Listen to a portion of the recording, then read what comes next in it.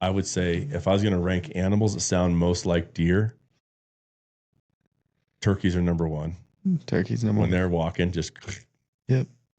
and you're just like, and you hear them behind some pinions or whatever. Yeah. Some pine trees and or deadfall, and you're like, oh, there's a deer back there, and all of a sudden, freaking yeah, exactly, bastard turkey comes walking around, and so that, and then possums sound a lot like a deer. Okay. And they're like loud, like thick crunches, and it's I can usually That's a weird squirrel, because it's kind of a light, kind of like it's kind of a rustling. You get that hollow nut sound. Yeah, yeah, exactly. When a possum walks heavy, raccoon does too, man. I got just burnt by a possum, burnt by a raccoon, burnt by turkeys. Yeah. Just when you're up in there, just like you're waiting for anything, you pray for anything. And so, so you find yourself watching a lot of wildlife, which is really cool, right? Yeah, super awesome. Yeah. Little John are walking through the forest, laughing back and forth at what the other has to say. A RuckList family, formerly known as Front of Center Podcast, which was, I thought, a cool ass name, but we got rid of it. Yep. And just went to the mothership, and it's RuckList. And so, RuckList family, thanks for joining us tonight. You just got me and T. Yep. In the studio, which is actually super fun. I'm excited to get a little more of your voice on. This just worked. We're coming off of just for me, I guess more than you, but just sort of a terror of being in the woods, hunting, and it's been tough to get in the studio. Yeah, you've been nonstop a few weeks now. Weeks, yeah. And so it just worked well, and it's cool to have the conversation and being here together. And so, and we'll get into a little bit of those adventures in a minute. But yeah, it's been busy for me, great for me. But all those end of season emotions of it's like, I had a whitetail. It's so fun. I got home last night and there's like a buck pushing like a doe and a fawn across the field across from my house. And I like run into the garage, get my binos. And I'm like, why am I doing this? And it's just like, I just feel it being over. Yep. And I'm just a little sad, Try to soak in a little bit more. Just see a little bit more. Oh, dude, I'm going to, tomorrow we can do, Colorado has the return tags you can kind of get in the lottery for. And it's like buying Taylor Swift tickets, it's just like as fast you got to get on there and click and hope you get it. So there's a tag I'm going to try and chase down tomorrow. We'll see and by the time I get it bought, the season's already started. Okay. So you're just rolling right into it. Then I'll just have I think I can make some room Friday and a little bit of like Sunday, Yep. Just that one last little bit, man, get in there. God, I love sitting on the side of a mountain or in a tree and just looking at stuff. So, I think a lot of us that love being out there, we look so forward to this all year. You kind of feel that like, man, it's almost over now for the whitetail guys. And there's like lots of other season, but personally for me, and I think for you too, we're pretty well wrapped on. Yeah, it ends. And, then the clock starts over. It's another year. Now. It's just, It's a season, and we don't have too much, unless we start traveling, there's not too much to do. Yeah. I mean, there's a lot to do out there, but you just got to either have the time or the money. With a physical tag and a bow in your hand, right? Yeah. So, and then that just changes. And what do we do now to get up there, get out? Yeah, so you focus on training. And so, one thing I want to talk about real quick is just with RuckList and what we're doing there. One of our favorite things that, I'm a hat addict. Me too. And so one thing I have really been excited to push out for us on the RuckList side is, so this is kind of like, this was my hat I wore all season here. And it looks more like leather than it does cloth at this point, right? Lots of sweat. I don't know. I should count up how many animals I was part of, 1, 2, 4, 5 elk, couple mule deer, 3 mule deer, and now at this point 4 whitetail. So it's a cool season. And so something we're doing with RuckList is just one promotional thing we're doing is if you buy a RuckList hat, any of the hats, and you send us the hat back all worn out, and you have to include a picture, a printed picture. It's a challenge because we're going to put them on our wall. Yep. And so a printed picture and just a 3x5 note card of the story.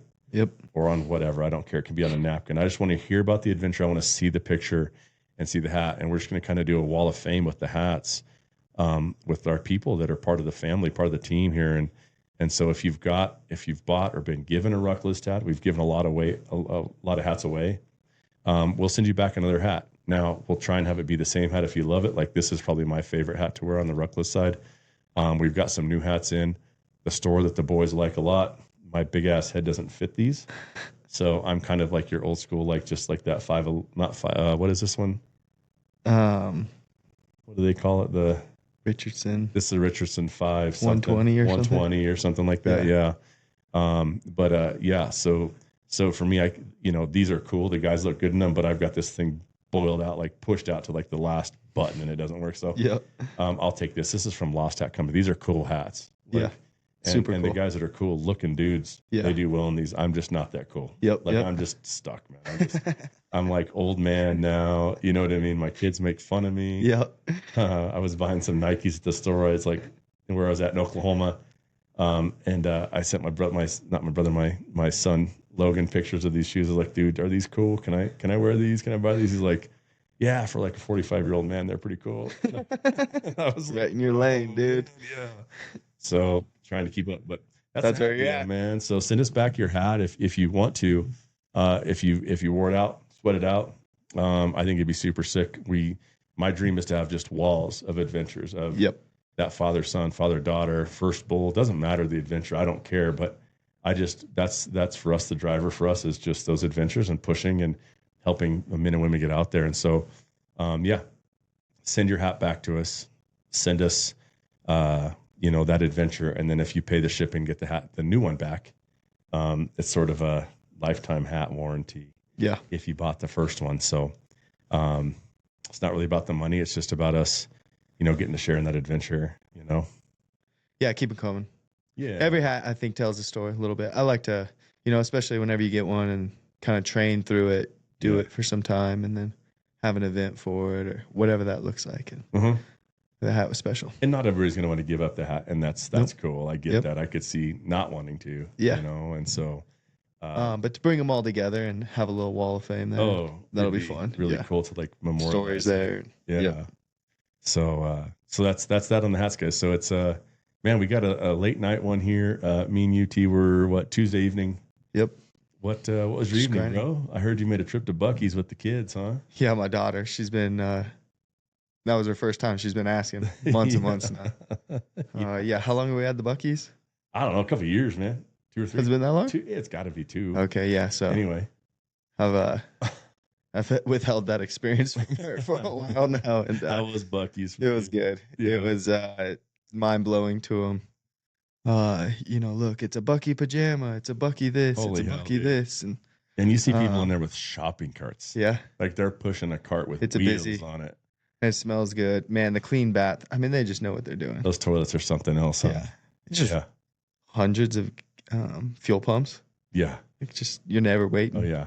And if you're ever traveling with like Jay, who's on the RuckList, the GOT side of RuckList, that guy he'll drive through a whole state without stopping for a bathroom break just so he can go to Buc-ee's. So he can get to his Buc-ee's. Yeah. You'll be waiting all in Nebraska just to get back, so. Yeah, the first time I ever experienced Buc-ee's was with the Army. We were traveling buses, and I don't know, 8 buses stopped, and all the Texas guys have been talking about Buc-ee's. I mean, I'd seen keychains, I'd seen them wear T-shirts, and the hype, and it lives up to it. You walk into that place for the first time, and you're like, okay. It really does. It's a trip, man. It's just a gas station, right? But at some point, somebody decided, like, well, how do we elevate this experience of a gas station? Yeah. And leave it to Texas to make the biggest gas station in the world, right? Yeah, the biggest. I think that was their thing. Just like no waiting, gas pumps, clean bathrooms, woman friendly. Good food, good barbecue. Yeah, dude. Brisket on the block. What do they yell? What gas station are you in there when they're all yelling for you? Yep. Throwing a big old hunk of meat on the block there. So, dude. Here we are. Gymnastics and Yeah. We did good at gymnastics, and so we got to go to Buc-ee's. And Nice, dude. yeah, dude, just dinnered it Yeah. up, and wife's obviously taking care of the bed duties now. Good. We get to have a little fun. So Good. your family's out? Family's out. I'm missing my daughter. Tuesday night is date night with the daughter. Okay. A little bit to watch Dancing with the Stars. Okay. So I'm missing that. Okay. I'll live. Yeah. It's Prince night, which is kind of cool, Yeah. actually. And so, I haven't watched any, so. Dude, yeah. So tonight is, they always have a theme, right? So it's a Disney thing, but tonight's Prince. So they'll dance to all Prince songs. But dude, it got me thinking. I was like, man, who would be like, he's gone now, right? And so I was like, man, he would be. I love live music, right? Yep. And so like, he would have been pretty sick to go watch. But like, of people that are dead, I was like, I wonder who Tyrel would go see. Ooh, music. Somebody that's gone now. Oh, that's tough. Ooh, put me on the spot. I know, dude. I know. I don't do as much of the live music as you. Yeah. But that's all right. And you know, every time I go, I'm like, oh, this is the greatest thing ever. Yeah. Fall in love. Yeah. And as you get a little older now, like, it's always so hard to get yourself to go, but I never regret it. Yeah. But dude, oh it's yeah, never regret it. now. We did a Sunday night a week or so ago. Saw the White Buffalo. Oh, dude, I was supposed to be there, but we had a lot of extra tickets. Yeah. I need to actually just jolt some money for that. I don't know, Mac Miller maybe. That'd probably be. Is like the White Buffalo live is one of the best freaking concerts, huh? Yeah, I mean it's three dudes, drummer, yep, him, and the a machine bass player. I don't know the drummer's name, but he keeps calling the machine. And that guy, and you're waiting for. He's got special elbows. Huh. I don't know how he does it. You're like, he's gonna break a snare drum. Yeah, stick sleeve. Oh, bro, pull one out like it's nothing. Oh yeah, it's a killer concert. Yeah, especially in contrast with like what he sounds like on his albums. Yeah, it's still the same, but it's just different. Yeah, I think you know, I think like a lot of people introduced to him through like Sons of Anarchy, the Punisher series. Yeah. And every time those songs are so impactful. So a lot of people don't know who he is, but know like can know some of the music, relate to that and like those covers and so the same energy, I don't know, that it brings to those shows, it comes out in the live level. Yeah. Yeah. You're invested. There's stories to it. I don't know. It was good. He rocks it. They're good. I think it might have been the last one. Yeah. At least that's what it looked like online. Yeah. And it's just a well-oiled machine. They just rock. Yeah. And I probably could have made it. I guess I was just driving back from Gunnison in Colorado. Yeah, I was going to call you. I was fried, bro. I figured you were with the fam. Yeah, I got back late. Yeah. We hunted that morning, right? We had one more tag, and so we went out. I believe so. We went out and picked up a pretty decent buck. Yeah. Sunday morning, a couple weeks ago. So, who'd you say, Mac? Yeah, Mac Miller probably. Mac Miller. That's the first that comes to head. That person dead? Yep. Okay. 27. Oh, bro. They bite it. 27. That's a thing, huh? I guess so. Yeah. I'm not too cultured, but yeah. We can't go there because there's guys that could just go down the whole thing of to the Janis Joplins and the Kurt Cobains and all those that. But I'm pretty sure it's 27. Yeah. What about what's his name? That was the Audio Slave lead singer. Oh gosh, he sang for a lot of different bands. But Audio Slave would be one that I'd go. I'd Audio Slave. Oh yeah, I'd probably go something heavy. I don't know. I had George Jones tickets the year he died. He was on tour. But dude, probably Waylon Jennings. Yeah, I figured that was kind of a route you'd go. Yeah, you know, I go old school country for sure.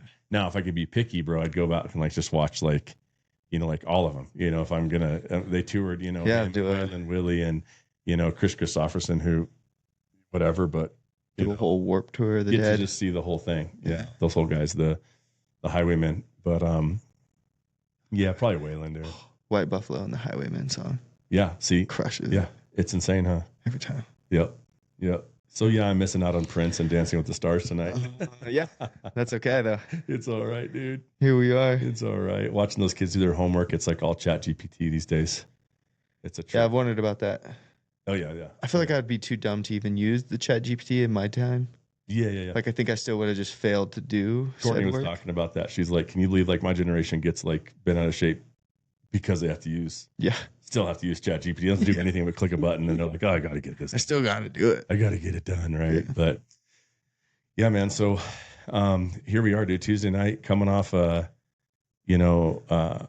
For me, like just a terror of, dude, I put a ton of miles on the truck, you know, and kind of all over, you know, and it's that's the way it is, right? They pack these seasons in Colorado. So it's like, I think I went out and did, you know, first season, helped Jay and Tristan on a bull elk. Second season, helped a new hunter that'd never been out. He went and shot a little mule, it was any legal mule deer kind of hunt. Yep. First hunt, had his grandma's 300 Win Mag, said Bev on the strap. Yeah. And so it was really cool to get out with him, and he wanted to shoot some with Bev. With rounds, his grandfather has passed, but the rounds his grandfather had loaded, he has 9 rounds his grandfather had loaded before he passed away. Yep. And so it was pretty cool to go out and help him put a you know, harvest a buck. And the fingerprint on it, yeah, man, that spiritual connection is so. Oh, for sure. He was feeling it too. The family, and he was feeling it, man. It was an emotional hunt for him. that is what it's all about. It was so cool. And at that point, it's whatever buck, whatever it really experience was. that comes to you. It really was. The mountain will provide if you allow it, right? And it did, actually. It was exactly that, right? We went out on Saturday, had we had probably 4 or 5 bucks we saw, had a decent little 3x3. And it just didn't come together. You know, all the things you do, and like you're a first time hunter of, you know, I did a poor job of supporting him where he had trained, he'd gotten in decent shape, but there's a difference between the stair climber in the gym and then being in the woods.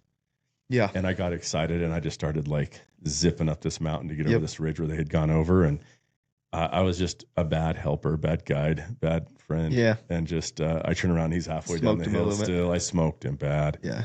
And then, dude, I got to the top of this ridge and I was like, okay, the way they were moving, I was like, they'll be down at the bottom of this draw.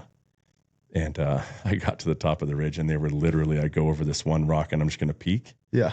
And I'm looking a freaking mule deer right in the eyes. Like she was 5 yards from me. Right. They had gunned down and come right back up this ridge. And so I peek over and she's just looking. I'm like, shit. So I blew him over, not out, but they were moving. And so by the time I got him set up, he's winded. All right, I'm throwing his pack down. I'm like, lay down, get prone, get set up. I was watching the buck in my binos and kind of keeping track of him in the trees. And then we got set up, ready to go. Okay. And he's like, should I put a shell in? You know, and I'm like, yeah, for sure. We should have one of those things. Do it. That was on me, you know, for not getting him set up. So we didn't have a shell and chased him a couple more ridges and just never found him again. So came back the next day, saw like no deer. Went from like seeing like literally probably 45 deer on Saturday to Sunday. Just that's that rifle season progression. Yep. You know, they get smart to us. And so we were walking out. We had done probably, I don't know, 3.5 miles, maybe 4 miles in. Walking out thinking we're done. You know, now we got people hiking in, like day hikers on the trail. Yep. And we stopped and talked to a gal for a second and took about 10 steps after saying goodbye to her. And I was like, I look up and I'm like, that's a butt, you know? Yep. And you know, when you see a lone muley, it's like probably just a little spike, you know, or, you know, you get lucky, but in that area, it's just going to be a little spiky, forky. He's a little forky. Yeah. So we set him up, man, and shot it. It was pretty cool. So love it. So so we got that. So it was kind of a, you know, first, second, third season, so far every season I've been out on a couple this rifle season. And so, yeah, dude, just coming off of it, just feeling that, like I said, when we started here, just that kind of, the hunting season's over for me, you know? Yeah. I don't know if you ever feel that. I know a lot of guys. Yeah. We talked about it with Sean a little bit, especially on that second podcast of, that kind of like post hunt, post season, little depression, a little bit of like, dude, you know, the environment doesn't help either, right? With it getting dark at 5:30, dude, and you're like, I feel like you're shuffling kids, and and you're like, where'd the day go? Man, I really kind of miss being out or feeling it a little today. So I think there's a external pressure, external driver there, but it's a year's a long ways away, you know, and you just kind of got to sit with it. And, and you live through your buddies a little bit. Like, I sent a video to Amy of me, like I was sitting in the tree stand last week. Yeah. And, you know, I'm in there, it's like 5:15. And like, I know I've got buddies, like I had a buddy in Eastern Montana, you know, had a buddy in Missouri, I had a buddy in the Carolinas hunting, I had a buddy in Texas, you know, I had a buddy back here in Colorado. And so I'm just kind of flipping through like sunrises. Yep. And so I'm like, okay, so-and-so's, you know, 30 minutes, assuming it's 30 minutes. Yep. Before sunrise. I'm like, okay, Bert's probably just now. You know what I mean? Yep. Thinking I can see my pins. You know. Yeah. Let's see if we hear anything Time moving. now. Time. You know what I mean? Yeah. Yeah. And then it's like as it goes on, then we got those boys that are a little further behind up in Montana are like, okay, he's got 25 minutes, but he's probably set up. I'm sure he's glassing a hillside already. Yep. And so you're kind of living, and I do it even in the mornings. I'll be sitting in my house reading the book, and like as that sun's coming up, I'm like, wonder who's out there right now. Just, you know what I mean? Just as soon as that light starts to hit you, and it just hits a hillside, and boom, you see an animal, and so waiting. I just spend a lot of time kind of thinking about who's out and who's, you know what I mean? Yep. Who's sitting that hillside right now, or so it's a little bit of that season for me right now for sure. Yeah, it's a lot of like, okay, well, what am I going to do? All right, drive the family up, do something, get out. Just trying to, before the weather changes too bad. And yeah. But it's just not the same. So now you shift gears, right? Yeah. It's all run. You start now you just hit trails. Yeah. Yeah. What are you running? How much are you running right now? Not as much right now. Yeah. Are you going to do another 100? Yeah. I don't have one planned out. You didn't have your one planned out last time, bro. No, I just jumped into that. Like 4 weeks before, and you're like, I'm gonna go run 100. I'm like, dude. Learn that we'll run more. We're probably 4 or so of those away from like being able to do that on my own, without as much support. And but no, we got a couple races. February we'll start, like a 6-hour and then a 12-hour march, and so those are the. And the format on those 6 hours is just as many laps as you can do. Yep. Thing. Yep. Yeah. What's the mileage you trying to hit in a 6-hour window? The 6 will be cool. Anywhere from 20 to 26 is cool on that one. Yeah. That one's a fun one because weather dependent, right? And so you could be slogging in the snow. snow. Last year weren't actively snowed on, but the first couple hours were a few inches of snow, and then first year we did it. Actively snow, a bunch of snow, wore spikes, didn't know what this was, Yeah. Mud turns a little bit later in the day. The 6 hours not as bad with that, but yeah. So you never know what you're gonna get there. But that one's just a good training. Get back to where kind of it all started in the springs. Yeah. How do you find time to train, with 2 kids your age? I mean, because I'm not the best at it. Yeah. As far as like the morning stuff. I could be a lot better morning. But yeah, if you can get some time during the day, I travel a lot, right? Driving. So if I'm like in the springs and have a window in the midday, just hit a trailhead, Castle Rock, driving back home. You just throw your shoes on and go run for do some trailheads like that during the day. Run from the house. A lot of just running from the house. So whenever the time calls just for it, like just covering pavement. Yep. I got an hour 15 and do an 8-mile loop that I got, or down and back, and sometimes before picking up the kid from the school bus, go for a run, get back to the bus stop. And dude, when you're running that 100-miler, dude, like where's your head go when it's real dark? Not dark at night, but dark in your soul. Like, where do you find like that extra bit, that extra little thing that goes, okay, I can take one more step, because I wonder about that, where you're going like everything hurts. Your whole body hurts. Yeah. And I mean, I've done little stuff that, is long, and you just like that part of you that wants to quit is so powerful. I've if you broke it down, I probably quit more than I have powered through some of those hard points. Right. And so, this last year, getting that 100-miler completed was huge of the not quitting. Right. Yeah. And it's not always just like quitting the race, I'm done, but it's just like how your output, drastically changes, and then feeling sorry for yourself, and I'll just grind it out here a little bit, but you're quitting a little bit. Right. And you just hit a lot of those walls, and I don't know, staying clear. I don't know. I'm not good at it. Right. But the game of hitting those battles, and how you react, and then on the next one, like, okay, I made it through 4 pretty bad mental breakdowns, Right. This time. What's So that look like? 3, I What's only the made mental it break- last time. What's the mental breakdown look like? Sometimes it's more just silent than, it's not always freaking out, but just the real pressure of just like, I can't. Like, I don't want to say it out loud, but in my head, it's just like, I can't. Like, Right. this hurts or whatever. But luckily, those are battle through. The mental, get it going somewhere else. Just take it somewhere. What's your laugh a little, look like? joke. Like, what's your self-talk in your own head? Like, what's your like? You calling yourself a bitch? You calling yourself a winner? You calling yourself more like a deception. Get out of this rut. Like, don't think about this. Think about something else. Bring it in a story. Yeah.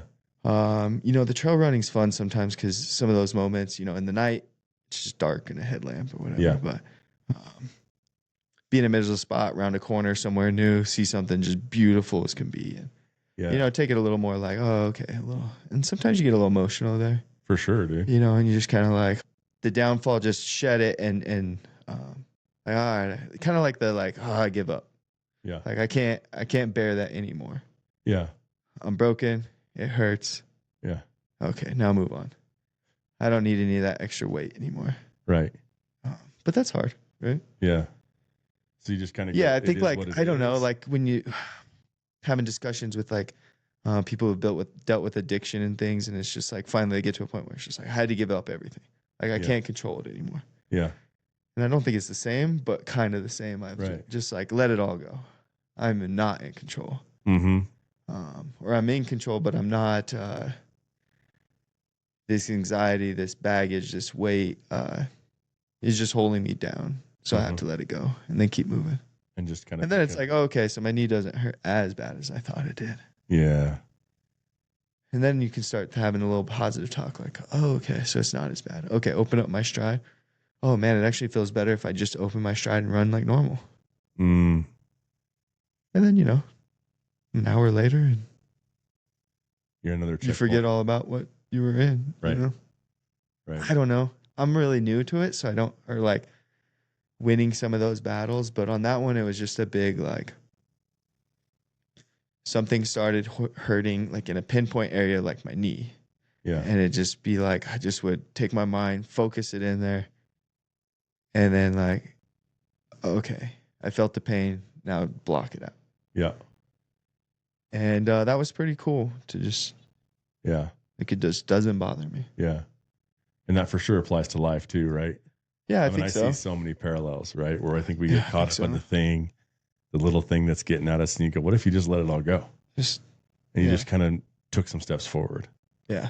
And I don't know. It's see what's around the corner. Yeah. But life's the same way, right? Yeah. Like I think we get caught up in that thing that's got us beat up, and you go, what if you just let it all go? What if you admit you don't have control? And you really only can move forward. Like there's nothing else you can do. Maybe that admitting, right? Yeah. Kind of that ego letting it like. I think it's a big ego shut. Like, I fucked this all up. Totally. And I'm not giving up. I'm moving forward. Yeah. So what's the difference? But all that yesterday, I gotta let it go. There's some giving up. There's some letting go of, or holding your hands open and going like, I'm just gonna let go of this. Yeah. And get moving forward. Yeah, because my next steps are forward. I don't know, right? Yeah. I don't know. Yeah. You pick the next closest thing. That's what I would do because I'm no runner, but I'll run with you guys sometimes. And it's like, I have to just go, okay, there's a rock. Yeah. I'm going to get to that rock. And then I'm going to find another rock. I'm going to get to that rock. Yeah. And I just end up breaking it down into, it might be 10 yard, 15, 20 yard. Yeah. You know? Yeah, you take it at chunks. Dude, with that one, I also just had a really good crew. Some dudes who... I was pretty anxious going in. Mostly just kind of the idea of like letting these dudes down. Yeah. Dude, we drove really far, right? We took off work. Yep.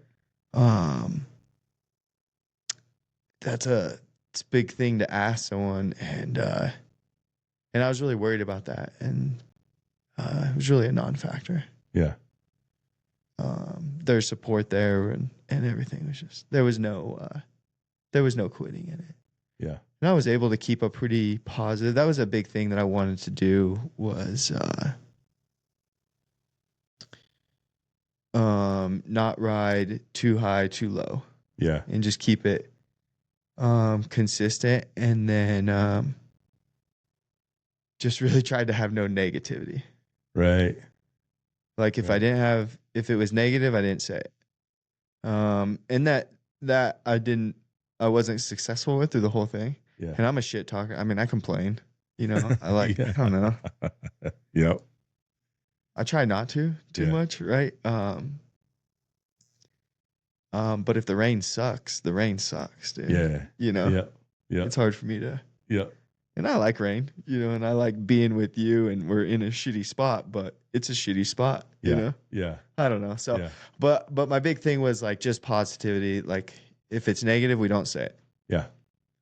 And I think I helped. I was confident in the ability at the time, and I knew I was going into some uncharted territory, but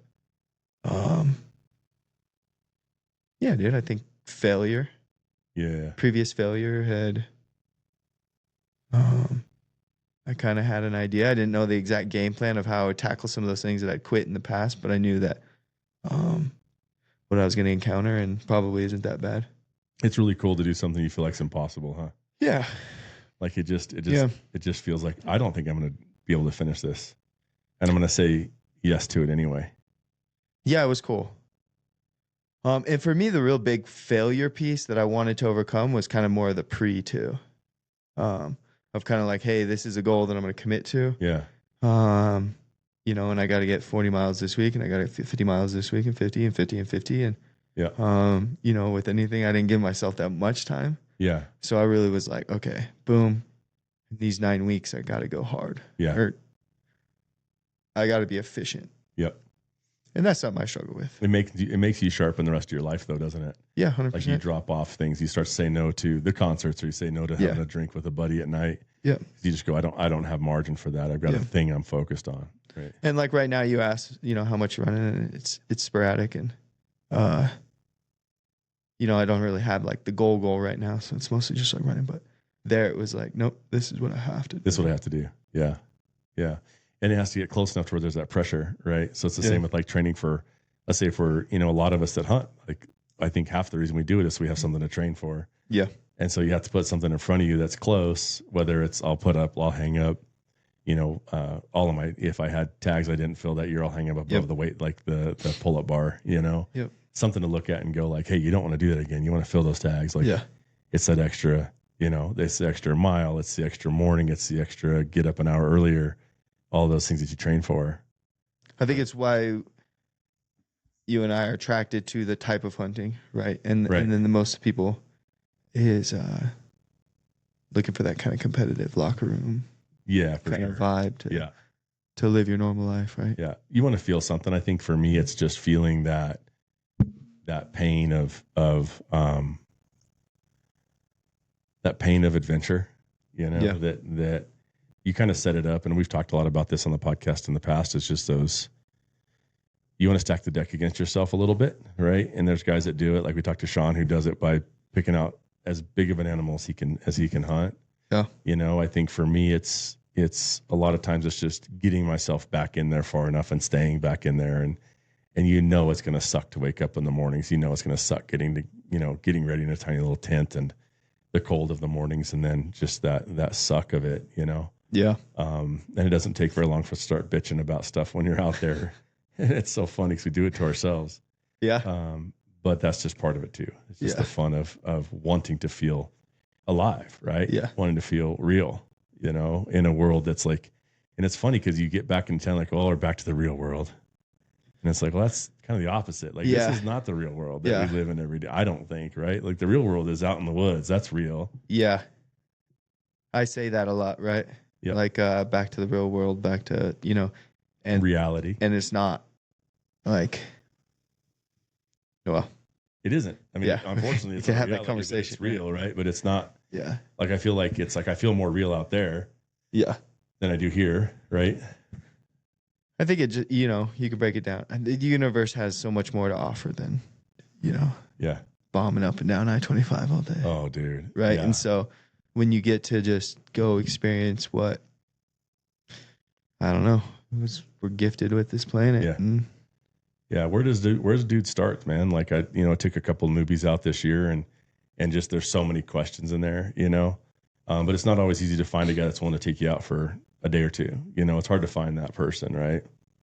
And I would say yes to everybody, but I only have so many days in a season. Yeah. And so like I think that's something too. Like as guys are listening, like where's that new kid start, or how do we encourage other guys to help support somebody getting out there, because it's so great. And there's fewer and fewer hunters. It doesn't feel like that, but we are actually declining as a population, right? And so, yeah, I think I'm in the hunting world. I feel so new to it. So yeah, for sure.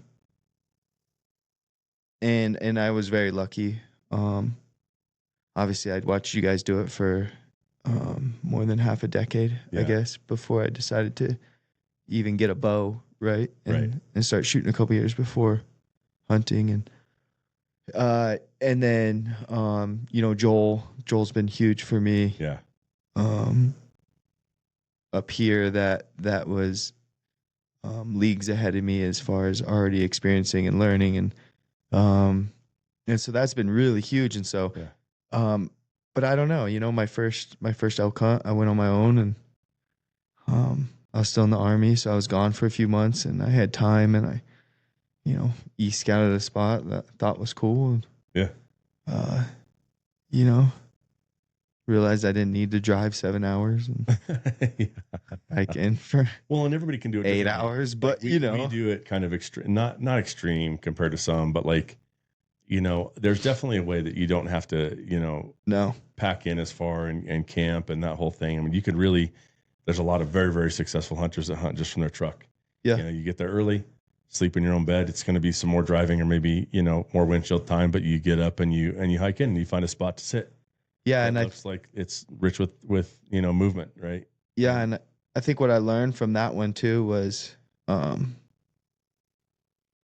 to just go and hike into these areas and, camp by this lake. And like, I don't need to hunt to come experience these spots that just, when I go back to work next week or Monday or whatever it is, it's like no one there has got to see this place, Yeah. Or maybe they did, but, very few people that you're out here in the real world with, get to just go see some of those remote areas and, think of the history of it and whatnot. And, but you can go outside of Loveland here and hike the Backbone or Prairie Ridge and Coyote Ridge. And, you can do a 6 a.m., couple mile hike and, get away a little bit and, see deer and watch them. Yeah. And you can learn a lot. Watch them mingle, right? And you can learn a lot from just a trail. How they move and how they watch and how when they see you, where do they go? Where they notice you and where on the trail. Oh man, he noticed me way up there. Yeah, yeah. Yeah, it's fun. There's a lot to learn, just like in your backyard, right? Yeah, and just kind of put that mindset. When I lived in Colorado Springs, it was huge, right? Like, it's a big crazy city, but also it's like, man, you have awesome area right there, natural areas. Right in the middle of town, you can go Palmer Park and lose yourself. Yeah.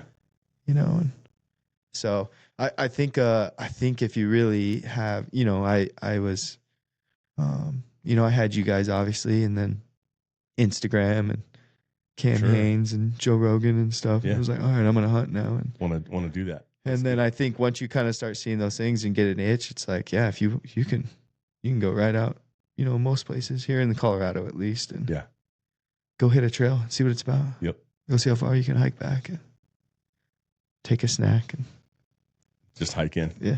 And just get good at that, right? Just get good at like moving yourself in, staying for a little bit, coming and start obviously you have resources, it's awesome. But the online community, you could get a lot of info, and you can get in an over the counter area and do bow hike a little, as we call it. Right? And you might stumble onto something and get really damn lucky. 100%. Dudes do it all the time, right? 100%. Yeah.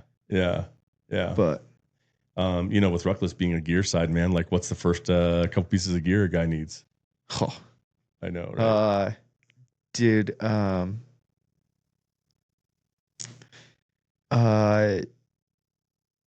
gear for me, I'm pretty basic. I'm pretty hodgepodge. I'm pretty. Oh yeah, me too. I'm a bastard child of camo, dude. I wear everything. But like good snacks are good for me. Good snacks. Gotta have some like gummies. Yeah. Yeah. Yeah, that's a must. Nicotine. The mountain is not the place to quit. Oh, dude, I was Like thinking if that. you I was thinking that this week. When I Yeah. was in the tree stand, and I was like, maybe I'll just shut it down and quit. And I was like, this is the absolute worst time to think about that when you're sitting in a tree for 9 hours straight. if don't make that quit Yeah. 3 months before if that's the case. Yeah. But, Good pair of boots, probably, right? Like, yeah, I good think boots. Your feet, man. I'm a big and this kind of goes for running, hunting, anything. I'm a big sun shirt guy. I'm a big long sleeves hoodie, long sleeve. Yep. Yeah, so I want to cover up my pale skin. Yeah. As much as possible. So I'm a big having layers, but all kind of long sleeved, ready to go. Right. Especially running, even in the heat, summer runs. Cover up. Yeah. So, dude, you went on a solo hunt this year. I mean, you solo hunted opening day of archery season. Yep. And really got into them. We've hunted a lot, public, tons of pressure. Yep. But you kind of found yourself alone a little bit on a couple hillsides. Yeah. So tell me about your first interaction there. Yeah. So opening day, got up, had a 2-day hunt basically planned. Was gonna bomb in. Yeah. Opening morning, I didn't even camp the night before. I left trailhead 2:30 opening morning. In the morning. Yep, knew I was gonna get up there daylight. And I know where you're at. You were about 2.5 miles in. Yep. And just kind of a straight what climb feels up. like 2.5 miles up at the same time. Yep. Like, and there's like you said, there's a lot of pressure. So there's a lot of hunting from the kind of the bottom up, and but not a lot of guys want to go to the top of that hill. Yeah, but just knew. I don't know. It's 1,800 feet of elevation gain in that 2.5 miles or so. Yeah, it may be a little less, but it's a little less. It's gross. And so just kind of knew I'd need to get up opening morning, and had a pretty good eye. Did you drop camp? Did been you in there a few years? Drop camp someplace and then hunt from there, or what'd you do? No, I hunted with camp that morning. Yeah. And then found a spot kind of. Actually, I carried camp all day. Yeah. And then went to a new spot and then came off the bat, didn't you? Yeah, opening morning. Yeah. Heard a bugle before light, and heard a bugle in kind of shitty bugle in normally where we would normally camp. Yeah. I camped a little in a different spot, trying to kind of be sneaky a little bit, and so I was like, oh man, they're just. Someone's up bugling. That's where the horses usually camp out and stuff. And like, man, they're just bugling right from camp, and we're going to go. And I like it. We're 30 minutes, 25 minutes from light or so. And so then I decided to not go to the spot, and I was like, I might as well check it out. And no one was camped in there. And those bugles were real. Yeah, got into a herd. He was a little spike, so he wasn't a play, but yeah, had about 5 cows with him, and hunted him for 30 minutes. It was pretty quick, 20 minutes maybe. Yeah. And, it was about 34 away from a cow. Kind of was ready to take a shot on, and kind of moved a bush, stepped out a little bit, and was gonna get in front, and 2 little bulls came, 2 like 5x5s were. 15 yards behind me. Right behind you, watching you the whole time. Yeah, and so kind of just sat still. And you just shot the bulls, right? I mean, you can shoot. It's either sex tag. Yeah, either sex over the counter. But there was some shot on those 2 bulls. No, and so I stayed still and waited, and didn't blow them out completely, but they got some scent on me, and they were gonna smell me regardless. Because you had the wind in your favor for the other animals, and these guys came. And so kind of watched them, and then. I was right on a unit line. Yeah. And those cows in that spike kind of moved on. And went over to that other draw unit. Yeah, that's the hard part about some of those units in Colorado. Yeah, so you hunt that kind of over the counter. Yeah, and I try to be pretty cautious. Yeah, for sure. Try to have a thank God for Onyx and those some yard window to the Onyx line, some window there. Yep. Yep. Try to do the right thing, and then you were coming out the next day when you ran into. Yep. So hunted the next day, and then came out and kind of same thing, coming down trail and heard a bugle. Yeah. And What time of day was this? This would have been like midday. Yeah, that one was like 11:30. So Yeah. hunted that morning and then was bombing Packed down. up camp, heading out. Yep. Yeah. And decided I would slow down and yeah, it was crazy. Crazy story. Slowed down, came off and got him in my binos. Cool. Drop pack. They were probably like 80 yards on a shelf below me and kind of pulled back, drop pack, and was gonna kind of bomb down onto the same shelf and work that way, and all hell broke loose, and it was just, the whole mountainside caved in, and massive herd ran by, and I barely moved, like how did I do that? And so I sat there and the whole woods just blew down. And, watch this herd go down a draw and come out. And it's a pretty nasty draw. You've been in there. I have been. You're not going. You could go down in there, but it'd be hell. And they covered it in 4.5 seconds, right? Yeah. And they were out. And I watched them filing. And I sat there just kind of like, man, what did I do wrong? Right? Check my wind again, all these things. And just like, I don't know what I did wrong. Yeah. And, I could hear them from the distance. So I was just more in curiosity, like, man, how far are they going to run here? Yeah. Yeah. And so I just watched them and listened more than anything, but tried to look for a little. And then, 12, 15 minutes just kind of sitting there like, well, I screwed up. Yep. I'm going to head back down. And and then the elk that I had seen worked on that bench right in front of me. They hadn't left. It was a different herd that they. And that'll happen, right? Two herds run into each other, and one will chase off another. He takes his cows, and he's like, "I'm not doing this." And so a little fawn came out, first, and so I sat there and watching, and little bull, another shelf down, kind of came out too, and he ended up coming into an area, and she drew back and didn't let it fly. But why didn't you let it fly? We've never really talked about this. I know you didn't, but I haven't heard like exactly why. Recalling it, I was not mentally. I blacked. I was a little all over the place. I was really concerned. I'm pretty positive he was like I think he had 5 on one side, and then it was just like a spike with a little bit on one. But he was really going through some deadfall kind of stuff, and I just wasn't and I couldn't convince myself that he was legal. Yeah. Yep. And so about 42 yards when I had him range, he came through an opening. And I gave him a little whoop, to stop him. And he stopped. Too far. Yeah. Just a step too far. And so really just didn't have the shot that I wanted. And I didn't commit, just it was an easy, just didn't need to. For sure. Let it fly. I think that, I talked to Jay this week, and him and his son had a buck in Nebraska public land that they had kind of just behind a juniper tree that maybe he had like a poor shot and needed to take one more step and just like they do, it didn't take the step. Yep. But, we talked a little bit about like some of the best shots you've ever taken are the ones you didn't take, Yeah, I think so. The triggers you didn't pull when it's just not right. And I think that there's a part of you instinctively that knows like this isn't the right shot or it's not the right animal or whatever for whatever reason. And so it's better to just say, I'm going to pass on this for now and let it walk, right? And you learned what you were supposed to learn there. I think you learned all the things you're supposed to learn in that hunt, right? So now you got that to take with you next year. But yeah, it filled the cup, Yeah. And had more hunts planned. That was you went out and chased more. Bomb in and quick and, almost made it happen. I've kicked myself a little bit, especially not feeling a tag at all this year. Yeah, it's easy now. Hindsight's easy. But no, it doesn't haunt me. Yeah. Yeah, good. He's just it was a learning and yeah, dude.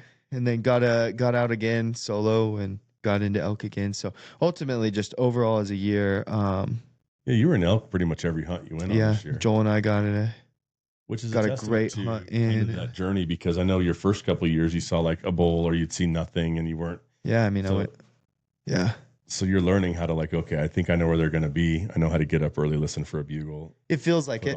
It feels like there's a little bit clicking, right? And now, you know, and a million things got to go right, or whatever they say, right? And it's just like oh, I conquered this stage, and oh, I feel really good about this. And then you realize, you know, look behind you, or you know, the wind shifts. I've had that same thing. Yeah, though, you just realize, you know, getting it completely done. Yeah. Yeah. And then, you know, then the work really starts when an animal hits the ground. And so then it's just, there's a lot to it. And you visualize and you visualize and you visualize. And you realize that in the woods, like, oh man, the reality was I didn't visualize half the things I should have. Yeah. Right. Yeah. Like a race, it's like, I can visualize it. I visualize this aid station, how I'm going to feel, where I'm going to be at. Yeah. I'm going to get here. Then I'm going to move into here. This is how I'm going to be. Yeah. Yeah. You know? Yeah. Yeah. Yeah. You think you can. And then you know, it's like that whole everybody has a plan until you get punched in the face. Yeah. You know, which is so true, especially out there in the woods. But it's funny. I've had that happen too, where like you're so dialed in. I've had 2 times where I'm so focused on another bull or another animal. You know, I'll be raking and calling and doing, you know, the 2 times I was acting as caller for somebody else, and then you look behind you and there's a bull just standing there looking at you like, are we going to do this or not? What are you doing? You know? And so it's kind of crazy. You just don't know. I mean, keep your head on a swivel, right? As you're playing that game too, because you don't know where there's other animals in the woods. Dude, they're there as well. They're moving around you, and just be aware of your surroundings in that way. I think that's something that's useful for us to remember.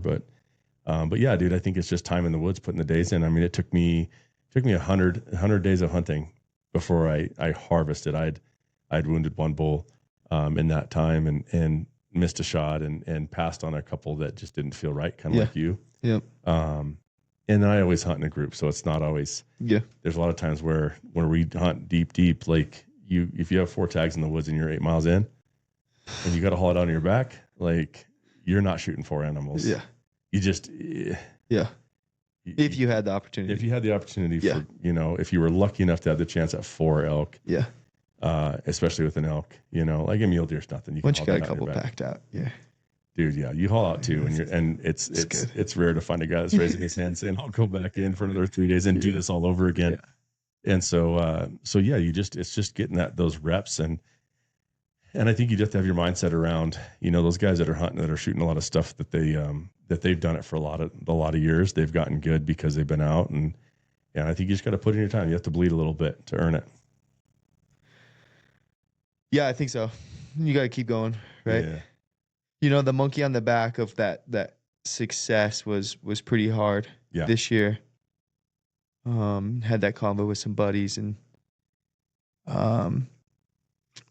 I don't know. I feel more at peace now, but I know going into next year it'll be have to kind of figure that out a little bit before season of how to keep that at bay, because you know, mentally there was some times this year, especially finishing out you know, going into the last day of the season was like shit. Yep.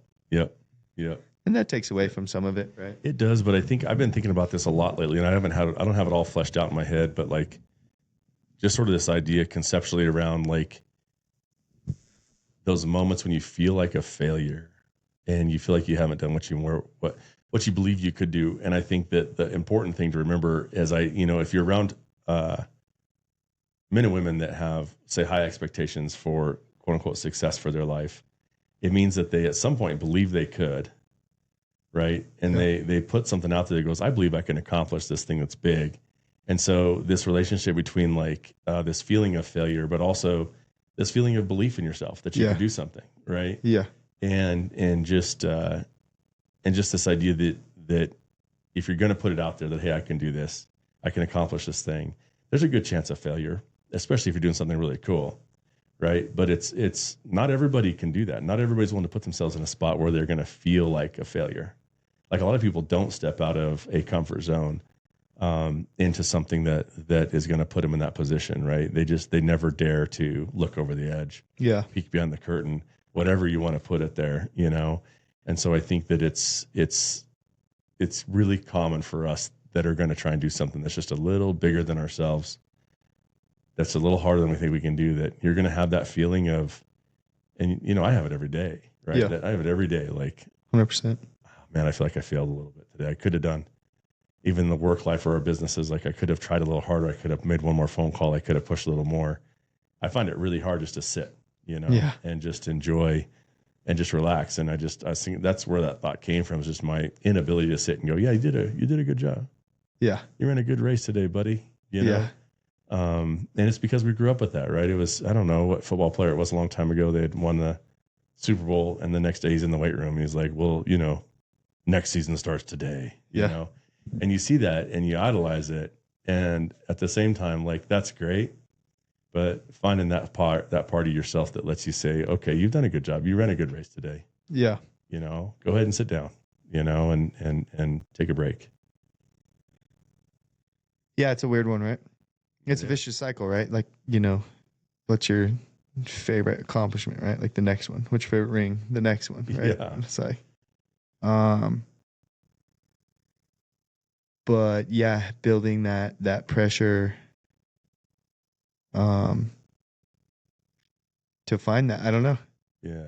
But what would you rather? Not put yourself? No, it's a weird concept because the fear is so crippling sometimes. Yeah. But yeah, it's your choice of being in this situation, right. And it's like you feed on it and you want it, and usually you get to the other side and you're like, oh, okay. Yeah. You learn a little bit about yourself, like, oh, okay, I don't have to be as fearful. And I think that's the question we could probably then ask ourselves, right? Is that, well, what did I learn about myself in this? And what did I take away from it that I can take with me, that nobody can take from me? That I learned about this other piece of me I've discovered, I've uncovered, I've peeled back a layer on something in my own personal kind of growth. And, as we get, you're not quite where I'm at, but, we talked about last time with our boy Paul. Paul, yeah. How old is Paul? 83. 80, yeah. Dude. And just that he's continuing to find those layers and pull back. And you have to change the way you do it. You can't hike as far anymore, right? If it's hunting, but what's a win in a day? What's a win in a hunt? What's, it's just get up. And if you can walk 2 miles, that's a pretty big deal, Yeah. But I bet he battles with fuck, I should be able to walk 2 miles. This is my goal. Yeah. Yeah. And how am I going to make this happen at 80, Yeah. And letting yourself have wins. Like, I think it's just it. Like what I've been working on is just like, how do you allow yourself permission to say today was a win? I won today. It was great. Yeah. And at the same time, like, I'm going to push myself again tomorrow. I'm going to put the deck I'm going to stack the odds against me. And I'm going to go a little harder, and try again. But it's hard to keep that up, man. I mean, I can tell you that way for sure in the weight room. Like, I haven't had as many days where I'm like, I'm going to just put myself in the ground. Those are fewer than they used to be for sure. Every workout was that way initially. Every workout was like, add one more rep. If it says 10, I'm going to do 11, Yep. Count when it hurts. Like, how about I just do some stretching? Yeah. Right. But so I'll admit that I think you do get tired on that grind at times too. Yeah. Yeah. Yeah. And I don't know. I think, figuring the win, right? Like this year was successful. It was my best year of hunting. Yeah. Good. On a X's and O's side though. But also I what I missed out this year was, we didn't get to hunt together or didn't get to do this or that's really hard. Especially if you got brothers you want to spend time in the woods with. Yeah. Yeah. But it was like this year we have a mission and this is and it was good to kind of take that, and I think it was good to walk away unsuccessful from it too. And sure. It's just like keep working hard and keep grinding, but like there's animals everywhere. They're in your yard, they're at the top. Yeah. Somewhere in between, be aware, be conscious, be in the moment, and work hard to put yourself in a situation for success. Because, man, antelope this year, my best opportunity, and my bow strapped to my backpack, Yeah. It's like, fuck. He walks right up to you and you're like, why is my bow on my backpack? You got me, buddy. Spent years chasing and can't get close, and. Yep. Yeah. and it's funny. It's a funny game. So. Yeah, it is. It is. And I think it's time, to like work on that brotherhood too, work on those men that you want to spend time with, invest in those relationships. I'd encourage guys out there that, we do, at my place here, we do kind of a Wednesday afternoon kind of ruck lift shoot. Wednesdays. It's just bro time, Yeah. We ruck a mile, do a quick, 15-minute EMOM. Yep. Who cares what the format is? It's just make it hard enough. Usually depending on how many people, build out a workout right there. Yeah, we just pull what stuff are we out of pulling the outside and the concrete. Yeah, and go. I think the brotherhood piece of it is the most important. Obviously, it's good to get a good sweat and that off season work hard with the dudes. Because there's nothing like having someone there to just push it. Even if it's something dumb, you're gonna take it to another level of maxing out that and. But yeah, this is where it starts, right? It was just the beauty of the off season and now just getting that time with the dudes. Yeah, I think so, man. Training. I think, find those dudes that are kind of going to become part of your tribe. Start talking about what's the adventure for next year. I'm looking at I want to go to New Mexico. I think that'd be fun, and pick a new adventure. Yep. I've got Alaska next year for moose, it looks like. And so, I'd kind of forgot about that. And so I've got to get ready, for that adventure. And that's a whole different thing. And so, I think that's for me, the off season is okay, let's work on that brotherhood, right? Those relationships and the buddies we're going to chase with and start to build those dreams again. And also I think it's okay to rest a little bit for those of us that kind of 100%. Hard, the days are short, take that time, rest, heal, plan, get ready. I think it's a great time. Whatever you're searching for, it's the time, right? This is a great time to watch a lot of YouTube videos when it's dark outside and get motivated and then, put a pack on and go ruck for a little bit in the morning. Yeah. That's kind of where I go to too, is I just do those, it's dark, put the headlamp on and just go ruck. You just get that pack set up with the 60 pounds or whatever weight, doesn't matter. Yeah. And there's so much good work that can happen in a 2 mile little just ruck. Yeah. In the morning. It takes just you enjoy it. 40 minutes, and I think you'd be surprised people be surprised at how much fitness comes out of that. 100%. Visualizing your next adventure, that kind of stuff. And it's a long time too. So knowing hey, I'm not going to be this high performing athlete till next season the whole time, but it starts now with kind of getting out and grinding. Yep. Dude, I love it, man. Well, I think that's probably good for the day. Yeah. I guess real quick before we leave, your last hunt. Yeah. I got you. Yeah, whitetail down in Oklahoma. Yeah. Just want to hear about it. I missed Oklahoma this year. Yeah, you did. It's a good time. And then, we got to talk about your guys' adventure on the drive back home. And holy Lord, Adam and so the highlight of that trip was that our buddy that owns the place out there, we get to hunt private, which is magic, and so grateful for him and his work that he's done to, when we started hunting there 12 years ago, 15 years ago. 15. Yeah. Man. It was just, he had bought one little piece of land, right? He got a little money he put together and he bought just a little chunk of Oklahoma dirt. We saw a doe here and there, we saw very few animals. They were, you'd see 3 or 4 does and maybe just some little what looked like a radioactive, inbred little spike with a crown on one side and a forky on the other. And that's that you were excited if you saw anything like that 15 years ago. And so because Jeremy has been out there doing all of the work he's done, we've set up tree stands, we've cleared lanes, we've cut down some hinge point trees and created kind of some funnels in that property. He's done a good job planting some Egyptian wheat and some other things that have given those deer a place to bed, a place to hide, that if there's a road by, just giving them a shield from the road. Yep. And it's just really started to produce really high quality bucks.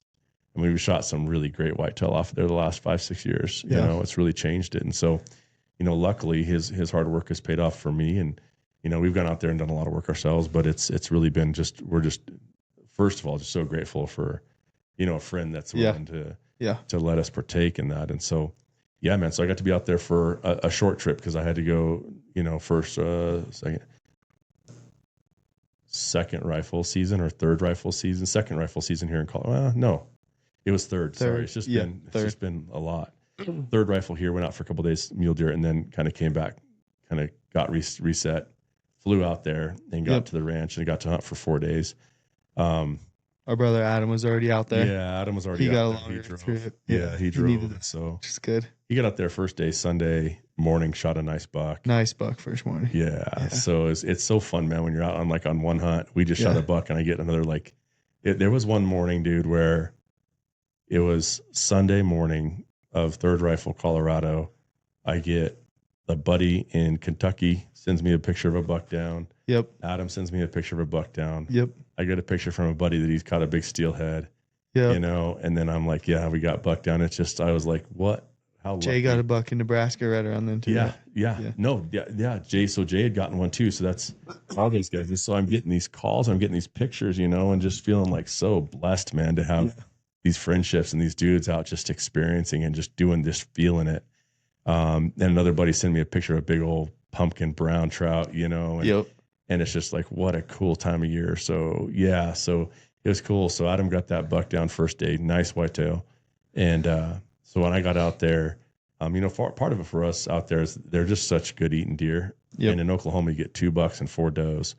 And now the tag is pretty expensive. It's like doubled from last year almost. So like I'm going to put my meat in the freezer too. Right? Yeah. Like I'm grocery shopping when I'm out there as well. I paid a lot for this one now. Yeah, exactly. So, and you can you fire a shot from your stand and you may just kind of put that whole area down. So I'm always cautious, but we've got a couple areas we go that's like, it's mostly just does that show up. So then you're kind of shopping for, okay, I don't want anything that's got a fawn with it or anything, I want a mature doe, that's not with, doesn't have a baby trailing behind her. So, I shot myself a doe, the second sit out there. So I got kind of a little bit of meat in the freezer. Yeah. And then, we had to leave Saturday. We were going to leave. So Adam and Jeremy Jeremy's a professional arm wrestler. Yep. And I think there's like one too many banquet beers. Yep. Like Thursday the night before leaving. Yeah. Thursday night, Jeremy convinces Adam to enter the amateur arm wrestling competition. Yeah. And so Saturday we were going to go to the arm wrestling competition. I thought, well, they were going to pack up camp. We were just going to pack up and leave. I was like, hey, you guys mind if I just go sit for a couple hours? And so I got in the tree stand about 5:15, so well, like an hour and 15 minutes before shooting light.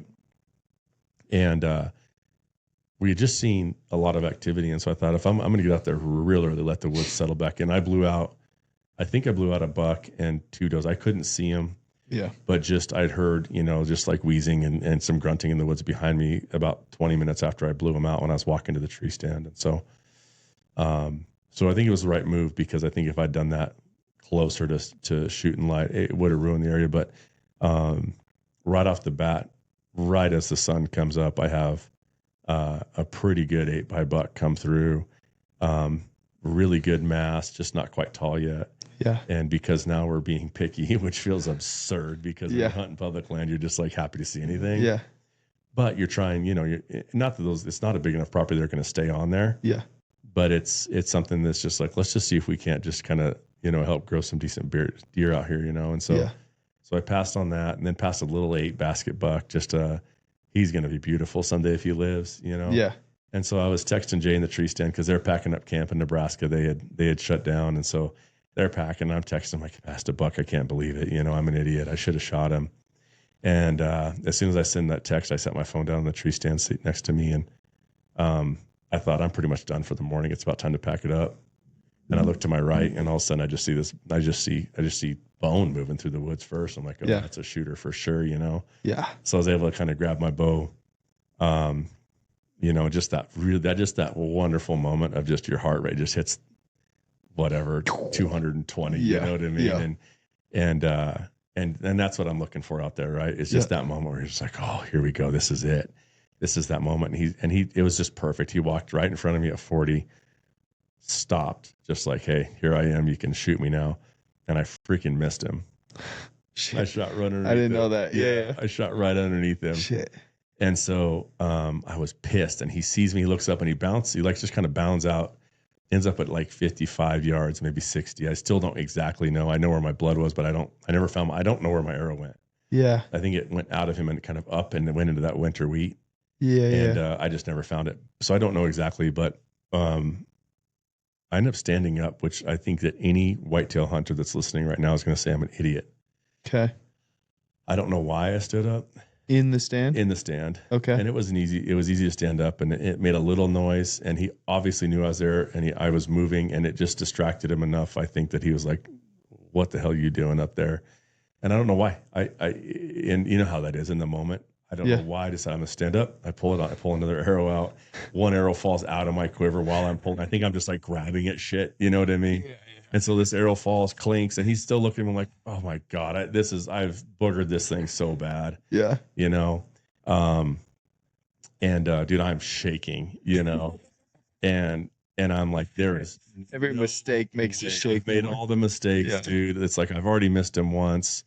There's no way I'm going to land this shot. It's just, he's going to duck the hell out of my string. He's going to see it coming a mile away. I don't know, man. I draw back and I just kind of had plenty of time. He wasn't moving. He's just curious. And so I just was able to just settle in and just let it go and heart shot him. Yeah. And he went 20 yards, maybe 30 at the most. Yeah. And just sat down, and it felt really good to have a good quality harvest there where honorable, you know, it felt like it really honored the deer. Yeah.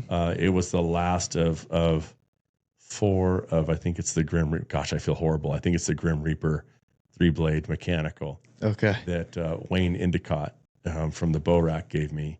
Okay. When we were in New Mexico 4 years ago.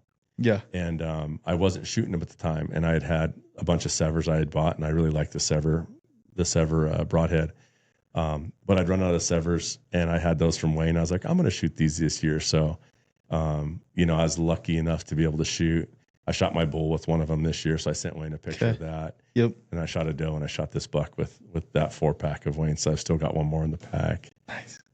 So yeah, man, we'll call it 60-ish yards. Yeah. Was able to put that arrow on that deer, and so it was really cool. And then we had to get to an arm wrestling tournament. Yeah. That's what I want to hear about. It's so freaking crazy. So, bro, I call the guys that come out with the gator. Yeah. You know, we like throw them in the back. We hang him from the tractor. This is like heaven kind of butchering compared to being in the woods with an elk, you know? Yeah, yeah. So getting to hang him up. And so I send them back. And I'm like, I got this. And it's just like the fastest, you know what I mean? I cut this thing up. Yeah. Threw him in the cooler. You know, we got saws all right. So it's like, I cut backstrap, loins, fronts off. I got the, you know, what neck meat I wanted to take. A lot of that was real ruddy. Yeah. And I'm cautious of really ruddy neck meat. You know, if I do take it, I put it separate, and it's like, all right, that is chorizo only. And you just know, because I have had some where just it is really hard to get the family to eat some of that really ruddy neck meat. So I tend to try and separate that out. Sawzalled the back quarters just off at the spine, wrapped them up, threw them in the cooler. Yeah. And it probably 30 minutes, I had him kind of put together or taken apart, I guess. You know what I mean? Cooler's full, back of the truck, shower off, and here we go, Oklahoma City. We're going to go arm wrestling. Yeah. So, bro, we get to this arm wrestling tournament, and it's at the Harley Davidson there in Oklahoma City. And just a different, bro, you got guys that look like they just walked off the oil rig. Yeah. And they're like, I'm arm wrestle today, you know? And I'm pretty sure some of them did just walk off the oil rig. And then some guys got jerseys and uniforms with their names on them, and they're warming up, and they got like blankets over their arms trying to keep them warm. But it's the format is you wrestle right arm and left arm. Okay. Yep. So Adam entered in both left and right. And for those of you that don't know, he's the meanest, by far the meanest of the brothers, and the strongest of the brothers. You know, he's a touch shorter than me, but much stronger than me, and just thick, big freaking thick hands, thick forearms, so strong, just back. You know what I mean? And dude, his first match out, this dude comes out 6. So this dude, we walk in and we're like, oh God, that guy's got to be a pro. He's huge. Who has to wrestle this guy? You know, arm wrestle this guy, and that's Adam's first match. Left hand. They call their names. We didn't know who Adam's arm wrestling. Okay. And this freaking monster comes out, dude. 350, 6'7", every bit of it. I'm 6'5", 290. Yeah. And I'm like small standing next to this boy. And bro, Adam grabs a hold of him, and this guy's move, his first thing he does is just drop his entire body weight off the table. Yeah. And he just grabs a hold of Adam and he just goes dump. But freaking Adam doesn't move. Yeah. Left arm just doesn't move. Stonewalled it. Yeah. And ends up, they slip. I think they slip again. Yeah. They end up getting strapped up, and the guy ends up pulling him down. Yeah. But he's a pro arm wrestler that had moved down to the amateurs for his left arm because he had an injury, I think. Okay. In his thumb. Yeah. And so, which does matter, right? That thumb plays a part. So. Yeah. But Adam came Either back way in the amateurs on his right arm and just pretty much just laid it to him. Yeah. And then had to come back for finals and wrestle this guy again. It's a round robin. Okay. Yep. So for the finals, that was Adam's only left arm loss, was this monster. So then they circle back in the finals, and freaking I'm telling you, I think Adam, in my mind, Adam beat him on one. The guy bailed. So I never have really watched much arm wrestling, but you can imagine you're holding on to somebody here, and if a guy just kind of lets go, I literally watched him like let go and like pull his hand out from under. And Adam at one point tried to re-grab. Like Adam was like, "I'm taking." He's like, "Give me those fingers back." No, he said it before. He's like, because he slipped him twice in the first round. Yeah. And Adam's like, "I'm taking that fucking home with me." Thumb. He goes, "I'm taking that fucking thumb home with me." Yeah. He's like, "I'm not letting go of it." He's like, "I'm gonna put on a necklace." Oh, he was so pissed, and I'm like, "Oh my god!" But dude, in the middle of this whole tournament too, this dude snaps his arm. Oh yeah. And I was second guessing everything at that point. Yeah, that was. So you hit me up, and we got to watch it. It was live streamed on YouTube. Yeah. So we were at home, which was perfect, and I put it up on the big TV. Like, hey, Uncle Adam's gonna be on here. Yeah. And 15 minutes in, we're still waiting, and we don't know when. You're just like, hey, I'm gonna hit you I'll up. Text you when he's because he didn't know it was. I'm sure it was organized on their end, but from our side, and on YouTube you couldn't hear. It was awesome to watch, and yeah, I heard that dude's arm snap through the TV. Yeah, through the house. Oh, bro. And I hadn't seen Adam go yet. I'm not sure if he had went yet before that or not, but yeah, once.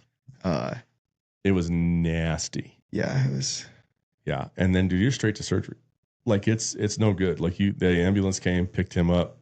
They go straight to surgery from there. Yeah, I don't know what the complications are, but yeah, it was tough. Obviously, in YouTube, I watched it again, trying to diagnose it, and yeah, you see the impact. And I don't know. Oh. Yeah, lost his bicep dude, there too, maybe. I was hiding behind the desk at Harley Davidson. I was like, oh, I wanted to throw up. And so, yeah, that guy was so smiley too, the whole time on the YouTube. He was in pretty good. He was in pretty good happy before that. Yeah. But after that, he was a hurting unit, dude. He was not okay. So, dude, it was fun. It was fun to get the kids to cheer on Adam. Yeah, for sure. It's just a good old redneck little competition. Redneck as hell, bro. Yeah, and just beasting each other. So, but yeah, slipping the fingers out. He had some funny business going on. Yeah, that's they know. Like if you're getting beat, like he knows he's got the stamina because Adam hasn't trained for it. He's just brute strength mean. Yeah. And I think that the technical side there from their end was be like, okay, slip him twice.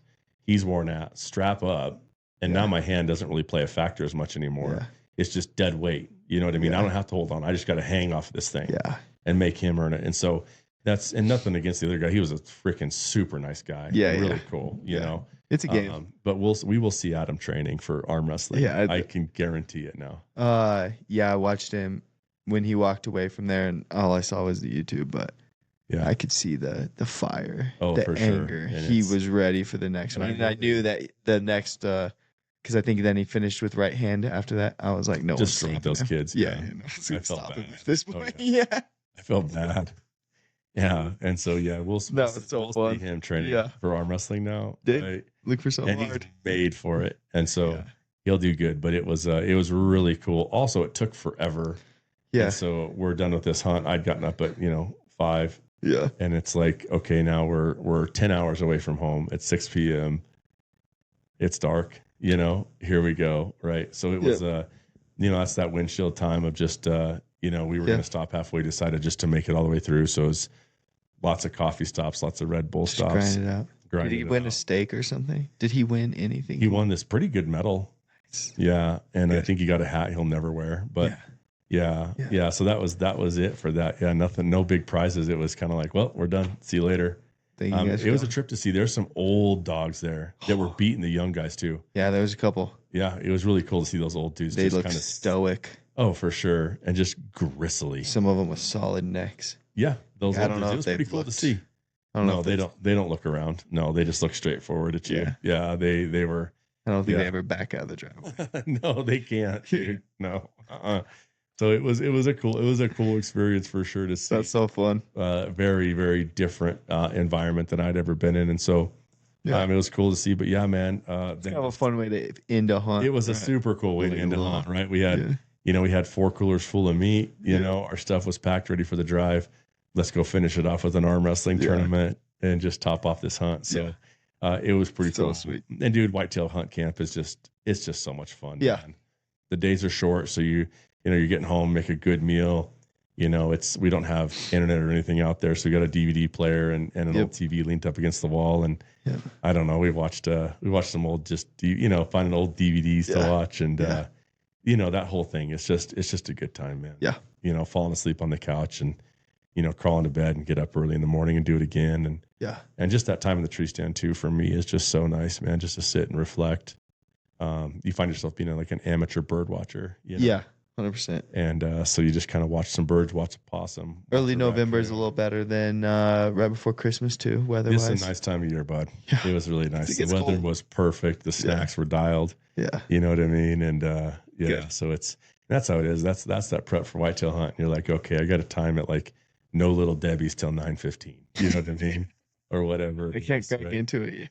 Yeah. You just like looking in your bag, like, oh, dude, there it is. It's just waiting for me, So you're like, I'll eat a piece of jerky or something, just tide myself over. But that's kind of how you do it, right? It's like you kind of reward yourself for like, hey, it's a grind. Like a kid, you're like, if you sit and you keep your damn mouth shut and you don't move, I'll give you a little Debbie at 9:15. And so it is a different kind of grind, but it's still a grind nonetheless. And you get out of the tree stand in the day and you're like, telling Adam's like, I didn't move all day and I'm exhausted. Yeah. It is tiring sitting still. It is, it's its unique grind. And you walk out tired. I mean, mentally it's a lot. Yeah. It's a lot. And every squirrel that moves in a leaf in your head and you're focused and dude, nothing. I would say if I was going to rank animals that sound most like deer, turkeys are number one. Turkeys number when one. They're walking, just and you're just like, and you hear them behind some pinions or whatever. Yeah. Some pine trees and or dead fall, and you're like, oh, there's a deer back there, and all of a sudden, freaking, exactly, bastard turkey comes walking around, and so and then possums sound a lot like a deer. Okay. And they're like loud, like thick crunches. And it's, I can usually, that's a weird, squirrel, because it's kind of a light, kind of like, it's kind of a rustling. You get that hollow nut sound. Yeah. Yeah, exactly. But a possum walks heavy. Raccoon does too, man. I got, just burnt by a possum, burnt by a raccoon, burnt by turkeys. Yeah. Just when you're up in there, just like you're waiting for anything, you pray for anything. And so, so you find yourself watching a lot of wildlife, which is really cool, right? Yeah. Super awesome. Yeah. So no, man, it was a good hunt. I'm still beat from an all-nighter. Yep. On the drive, getting home 3:00 in the morning, and you don't really get much sleep. And the family's there Sunday morning, so you get up and you hang, and do the thing. Yeah, dude. So we're on the backside of all that. I'll see if we can't get one more tag tomorrow at 11:01. There you go. Start clicking that button. Don't miss it. Hope for that extra, that extra shot at something. Sweet. Yeah. So that was the latest adventure. So yeah, man. Anything else fun on your end before we call it a night? No, man. I think we covered a lot. We did. It's fun. Good. This is a good time. So just want to tell the RuckList family. Enjoy it. Yeah, dude. Thanks for letting us just have some time. Me and you. Sorry, we didn't get somebody. I don't mind it, man. I was excited just to have us get some time to talk. That'd be fun. It's good just to bullshit a little bit. I think we got to do more of it probably. Yeah. And then we'll get some of the RuckList boys in here too through the winter. But we got a lot of good guys coming on. We got Danny Bolton's going to come on. Caleb Copeland's going to come on, who Copeland Creative was out there filming. Actually, we were only about 20 minutes away from each other. And I think he was helping the Dude Perfect dudes. They were out hunting. So I don't think it was Tyler. I saw one post, and I don't know the kid's name, but Caleb was out there, and we were going to hook up. Sweet. but it just really wasn't. It wasn't really the right time. You know, he's in hunt camp with those guys, and I don't want to interrupt that. Yep. And so, yeah, man, we got some good guys lined up here for the next couple of months, and it'll be good. And it's, you know, right now for me, it'll be, let's go. I'm gonna go catch. See if we can't find a brown trout or two here. Cool. As the season wraps up. Yep. You know, and start focusing on it a little bit, and then, you know, through the winter we'll see. You know, it's time, rest, recover, start to rebuild. You know? So it's a great time. But yeah, to our RuckList family out there, man, I just thanks for letting us bullshit you a little bit. If you guys have ideas, hit us up on if you know, we've had a couple guys reach out with who they'd like to hear us talk to. Yeah. We've had really good traction. The people that have been in studio or even on the podcast have said, hey, this is one of my funnest I've ever done. Yeah. Which makes us feel pretty good. Just a couple of idiots. Yeah. Don't know exactly what we're doing. We don't know what we're doing, but we sure do like the conversation, you know? And so, yeah. So thank you guys for listening. If you have suggestions of people or something you want to hear us talk about, shoot us a message, man. Just direct through Instagram, just to RuckList, and Amy will pick it up and get it to us, and we can have those conversations either about something or with somebody. But send those your way, and if you know, anything else we can do to be helpful, reach out to the team. Any advice or anything you're trying to look for, please let us be a resource. And so, yeah, thanks for listening again, and hopefully it was a worthwhile kind of hour and 15 minutes for everybody. Yeah. Yeah, man. Appreciate you. All right. Appreciate you too, Bubba. Yeah. Have a good one. Yep. See you guys.